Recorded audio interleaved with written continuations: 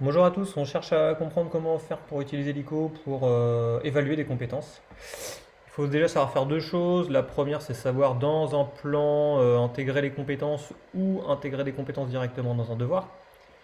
Et la deuxième chose qu'il faut avoir déjà fait, c'est paramétrer des compétences. Et la première partie du paramétrage, c'est rechercher ou créer des compétences. Une fois que vous avez votre arborescence de compétences, il faut attribuer pour chacune de ces compétences, donc situer en fait par exemple un critère d'évaluation.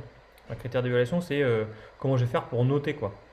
Donc j'ai pas fait moi pour situer des lieux et des espaces. Donc je prends dans mon arborescence une compétence et je vais lui attribuer des critères d'évaluation. Pour l'instant, il n'y en a pas. Donc je vais faire ajouter un critère.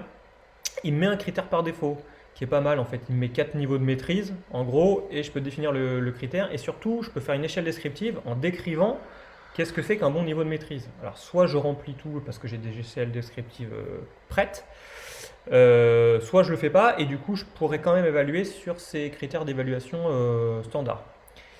Voilà, donc là je fais pour celui-là, ça c'est bon, je crois que j'ai à peu près tout fait sinon dans l'arborescence. Ok. Et maintenant, bah, je vais aller retrouver dans mon plan une évaluation à laquelle j'ai attribué des compétences et à laquelle maintenant je vais pouvoir évaluer. Donc je prends la première copie, j'ai la copie qui s'affiche parce qu'on est sur Word Online et du coup je vais me dire ok le devoir est terminé, maintenant je vais l'évaluer, je vais ouvrir une rubrique d'évaluation. Et j'ai mis toutes mes compétences qui sont là. Donc j'ai que deux compétences là. Je me dis ok elle a très bien maîtrisé, elle a très bien compris le sens du document. Ok, c'est acquis. Et elle a très bien extrait les informations les plus importantes de ce qu'on avait fait en classe. Ok, c'est acquis. Du coup, lui, il me transforme une note, parce que j'ai mis deux fois acquis, donc il me met 20. Moi, je n'ai pas la même échelle de notation que lui, donc je vais par exemple mettre 17, et je vais enregistrer l'évaluation. Alors, attendez, comme c'est un test, ouais, si je pourrais modifier. Donc, je lui mets 17 sur 20, et j'enregistre l'évaluation. Maintenant, ce qui est intéressant, c'est que je peux aller voir dans état et suivi de la classe. Et dans état et suivi de la classe, dans un rapport sur les compétences, je peux aller voir les participants du cours et regarder cet élève qui est là. Et elle a déjà une très bonne maîtrise dans deux des compétences. Elle n'a pas été évaluée sur 30 compétences, par contre, elle a été évaluée sur deux compétences.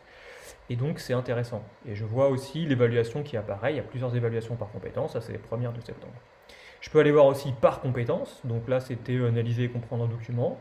Donc je peux aller voir que voilà, il y a quelqu'un qui a un élève sur tous qui, sur 28, sur 29, du coup, qui a une compétence de valider. Voilà, du coup, comment suivre les compétences une fois qu'on les a évaluées. Merci de votre attention.